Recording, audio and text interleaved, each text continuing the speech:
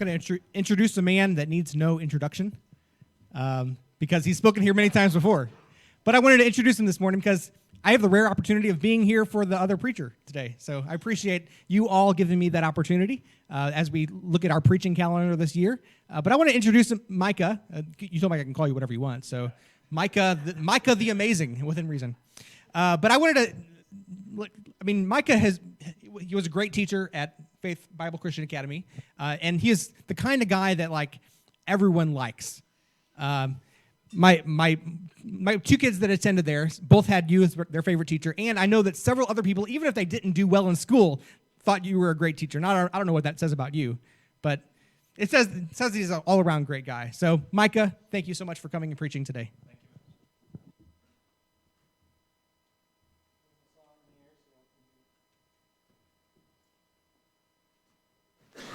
Good? Everyone good?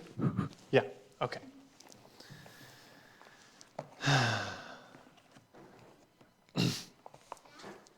Yeah, Taylor, you can go to children's church, okay? You can go. Okay. So this morning I wanted to talk about something that kind of stems from a story that my pastor told me from when he was a kid. He was coming down the center aisle of the church to receive communion, and I don't even remember what he was thinking about or what, but he smiled. And he came up and got communion, and on his way back to the seat, one of the people in the pews leaned over and grabbed his arm and said, "Cut that out." Okay? Said, "Stop that. You're goofing off in church," or whatever, and said, "Stop that." And he just said, "Smiling? I'm not allowed to smile in church?" And so it kind of stems from that. So the title of my sermon is, "It is Okay." All right? There are things that need to be okay in the church that maybe aren't, and there may be some things that were okay that need to come back. All right? So I just have a few points to make about that this morning. And I think some of us here today need to be reminded of these things or even introduced to them for the first time. Okay? So the first one that I wanted to talk about, and once again, these are to help us find unity within the church and community as well, because, smiling, it baffles me. When you can't act like a normal person in church, then normal people aren't going to be there, okay? So the first one, it is okay to not be okay, all right? That's the first one I wanted to talk about. Shawn Mendes, I think is how you say his name. He's got a song, "It'll Be Okay." Maybe some of you heard it. Some of the lines go, I know someday, I know somehow, things will be okay, but not right now. And the story kind of goes that, I don't know if it was him or who experienced it, but somebody's house burned down and within the church, and they're driving home, they see the smoke, and they get to their house, and it's just gone. And so in that moment, he's not okay, but someday he will be. So for too long, Christians have not really known what to say during a crisis. And maybe that's okay. Maybe we should just be quiet, and not say those cliche things like, well, you just need to pray about it, or you need to read your Bible more, or things like that, okay? If you read the book of Job, actually, his friends sat with him for a number of days and said nothing, actually, in the book of Job. So it's interesting. Sometimes you got to let your friends rant and rave before you kind of insert your little nugget of wisdom there, okay? Reading the Psalms actually gives glimpses into David's not okay moments. Psalm 51, "Cleanse me as hyssop, creating me a clean heart, O God." Okay? It literally says this is a psalm of David after he committed adultery with Bathsheba. Okay? It literally says that in the Bible.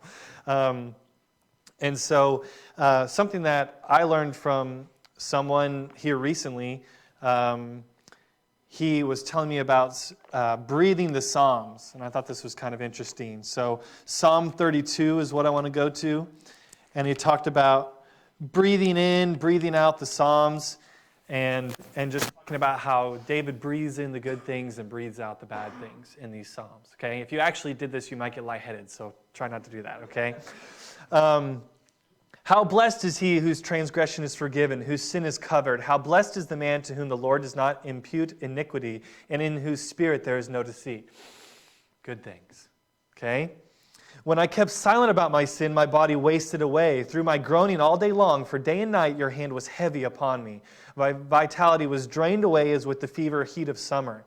I acknowledged my sin to you, and my iniquity I did not hide. I said, I will confess my transgressions to the Lord, and you forgave the guilt of my sin. He was breathing out all these bad things. Your hand was heavy upon me. I sinned. Then he breathed in, you forgave my guilt. Okay? Therefore, let everyone who is godly pray to you in the time when you may be found. Surely in a flood of great waters they will not reach him. You are my hiding place. You preserve me from trouble. You surround me with the songs of deliverance. Okay, do you guys, I'm not going to read the rest of it, but you see how he's breathing in the good things and breathing out the bad, okay? This is okay to do. These are good breathing exercises. Somebody taught me a long time ago, when you're in a situation, and it mostly rises with my kids, when you want to kind of enter the spiral, okay, you breathe in real deep, and you breathe in a little more and let it all out, okay? So it's a good breathing exercise, and I think the Psalms show that, okay? The second thing I wanted to talk about today is that it is okay to disagree, okay? Would you believe it that there is disagreements in the Bible, even in the New Testament, okay? Acts 15, 36 through 41, we're going to look at this morning. And I'll start reading that. After some days, Paul said to Barnabas, let us return and visit the brethren in every city in which we proclaim the word of the Lord, and see how they are. Barnabas wanted to take John, called Mark, along with them also. But Paul kept insisting that they should not take him along, who had deserted them in some city, I can't say, Pamphylia, and had not gone with them to the work. And there occurred such a sharp disagreement that they separated from one another. And Barnabas took Mark with him and sailed away to Cyprus. But Paul chose Silas and left, being committed by the brethren to the grace of the Lord. And he was traveling through Syria and Cilicia, strengthening the churches, okay? It says disagreement, okay? It says disagreement in the chapter, okay? I also wanted to point out that in John 17:11, this is Jesus talking. He says, I am no longer in the world, and yet they themselves are in the world. And I come to you, Holy Father, keep them in your name, the name which you have given me, that they may be one, even as we are, okay? So obviously there's a way to disagree but still be in unity, okay? Conflict with humanity will happen. It's how you react that makes you a Christian or a non-Christian, okay? And there's all sorts of verses we can talk about. I'm sure you've heard them, okay? Love your enemies, pray for them, bless and do not curse. Things like this, okay? But when there's a disagreement, it doesn't mean that we have to be brutal enemies for the rest of our lives, okay? That's what the world does, and they're doing a lot of it right now, okay? That's not what we do, all right? A wake-up call, someone did this to me one time. We did this in our church when things were going kind of crazy, but a wake-up call is that people are going to hell, and we're arguing about which version of the Bible to use, okay? And we're learning, we're arguing about pre-trib Christians versus post-trib Christians, okay? Now listen, these things are important, okay? But in the right context, all right? We don't need the community to be seeing us arguing with each other and then want them to come to our church, okay? We don't want the community to hear us say, these are the Bible versions we don't use, you know? That's not going to attract anyone, okay? And once again, these things are important, but in the right context, okay? So let's remember that. Number 3, this is my point. It is okay to laugh in church.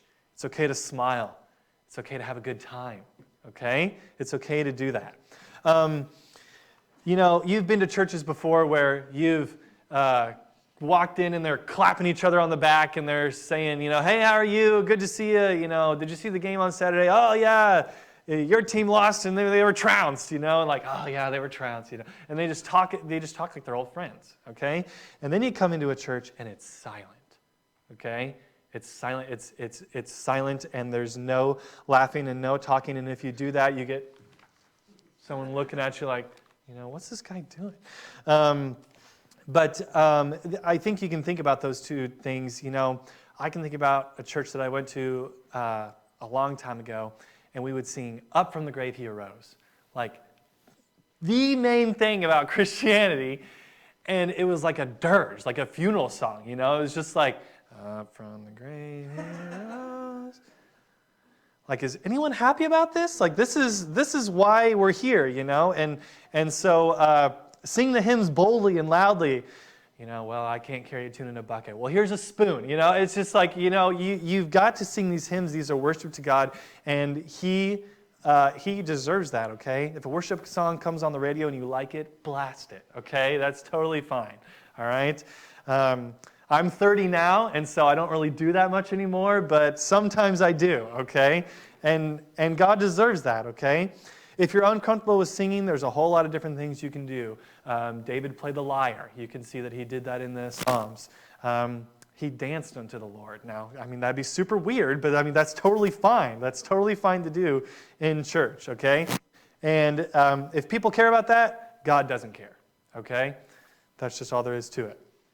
Number 4, it's okay to be vulnerable and to be real, okay? This kind of goes hand in hand with what I talked about with number 1, okay?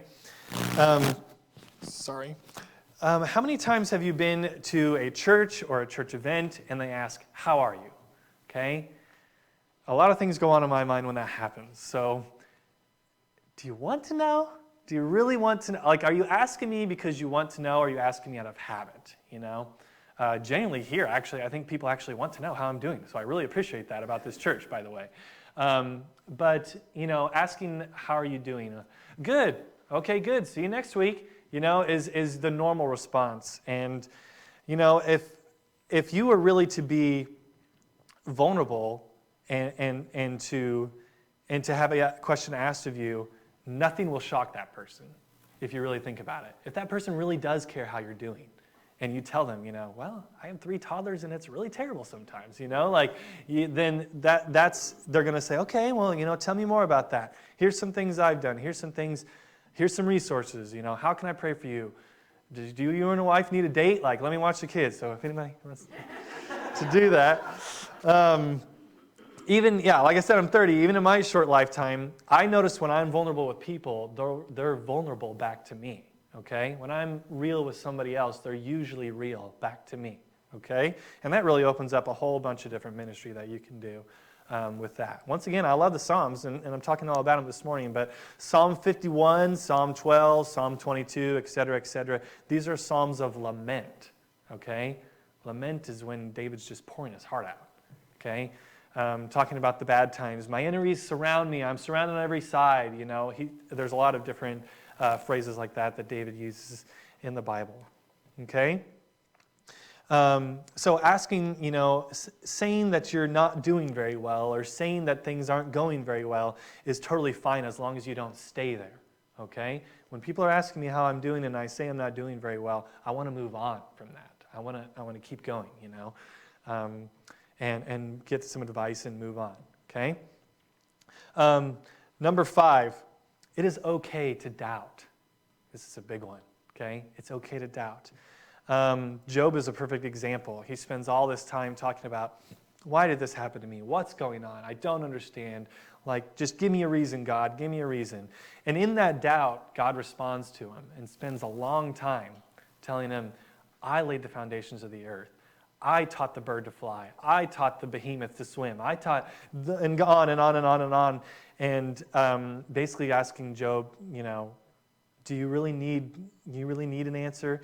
And Job says, I'm sorry. I'm really sorry about that. You know, and what I'm saying is that Job in his doubt got answers for that. Okay? And imagine the lesson or lessons that Job wouldn't have learned or he wouldn't have received if he hadn't doubted. Okay? If he hadn't doubted in that way. Sean McDowell is the son of Josh McDowell, and he came to his dad. Josh McDowell is this big author. I think he has like 150 books or something crazy. And he's all about, his most famous one is Evidence That Demands an Answer. And that's talking about the evidence of Christ and how it demands an answer. So his son just comes to him in this diner. They have lunch together and says, Dad, like, I don't know if I believe what you believe. I don't really know if that's what I want to, I don't want to give my life for. I don't really know if I want to do that. And his dad, Sean said, I was watching a YouTube video about this, that his dad's response was so striking. He says, I can remember what the diner looked like. I can remember the people's faces that were there because it was so striking. And he just said, well, son, I'm glad. You're glad? like what? And his dad just said, I'm glad that you're questioning things and not just taking them from me, from our family, from our church. Your faith is your faith, and I want you to figure it out. I don't want you just to, swallow everything somebody tells you because I'm your dad, or it's because it's your church, or whatever. And so he said, I want you to question things, and I want you to research things, and I want you to either give up your faith or keep it based on the evidence, is basically what he said. Based on the evidence. He said, only give it up if you can find some solid proof that says that you should. Well, fast forward several years, and Sean McDowell is huge into creation.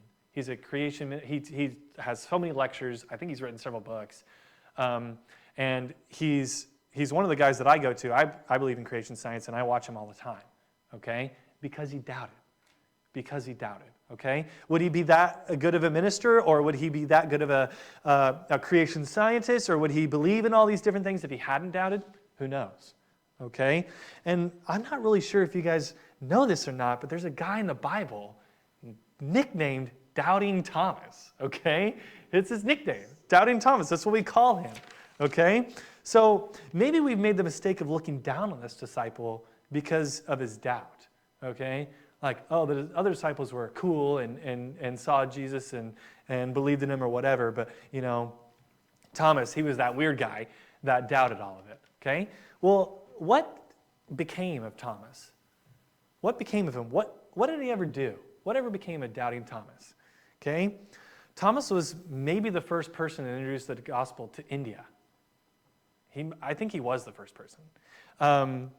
And he went there and shared the gospel with a bunch of people, and because of him, in a lot of ways, if you guys know who Ravi Zacharias is, that's why he became a Christian, basically, is because of Thomas. Okay? Thomas was reaching an unreached group of people. Did his doubt and experience after have any effect on him to spur him onward to mission work? Probably, right? Probably that doubt spurred him on, and he doubted and got his answers. And, Jesus appeared to him. Obviously, Jesus could appear to you, but the answers are right here.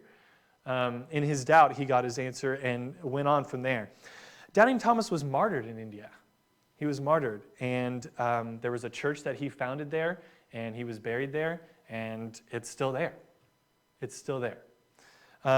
So just because you doubt doesn't mean that things are going to go down the path of, I'm going to give up my faith, and this is bad for me, and I need to squash this right now and just forget about it. Okay? No. Lean into that doubt. Find the answers. Lean into it. Through all these different things, we can look at the life of Joseph and how bad things were for him. Now, did Joseph doubt at certain times when he was in jail, sold as a prisoner, his brothers acted like he was murdered? I mean, seriously, this guy's life, if anyone could doubt, I'm sure he did. There's even the fact that he told the guy who was in jail to remember him, and he forgot for 7 years. I mean, if anyone could doubt, it was this guy. At the end of the story of Genesis 50:20, let me just read this. It says this, but Joseph said to them, do not be afraid, for am I in God's place? As for you, you meant evil against me, but God meant it for good, in order to bring about this present result, to preserve many people alive. So therefore, do not be afraid. I will provide for you and your little ones. So he comforted them and spoke kindly to him. Who is he speaking to? His brothers. His brothers who beat him up, threw him into a pit, took his coat, and covered it with blood and acted like he was killed. Okay? But once Joseph got it. He got it. And we reiterate that again in Romans 8:28. God works all things together for the good of they that love him. Okay? So within our community and within our churches, I think we need to come together and make these things okay again. Okay? Make these things okay. This week, I want you guys to pray and ask Jesus and ask others just to be real with you and to make things okay that maybe haven't been okay in the past. All right? Let's pray. Father, I just thank you for this church. I thank you for the community, and I just thank you for how you showed up in mighty ways in the lives here and in my life, and I just pray that you'll continue to do that. Help this church to make things that haven't been okay, to make them okay again, Lord. Help us to laugh and to smile and to be real with each other and to lean into our doubts, and just help us to rely on you in those situations. In your name I pray. Amen.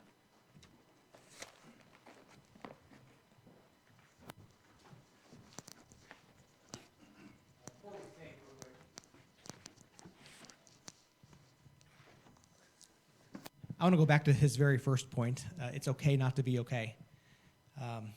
The church is the place that we go. At least it should be the one place that we can go where that's the most true, where it's okay not to be okay. I was counseling with somebody over Facebook Messenger last couple days, and he's going through a rough time with his marriage. And I just told him, maybe this is an opportunity to finally realize and admit that you haven't been okay, that your marriage hasn't been okay, that you're not right with God. So I want to see you on Sunday morning. Well, he didn't come this morning.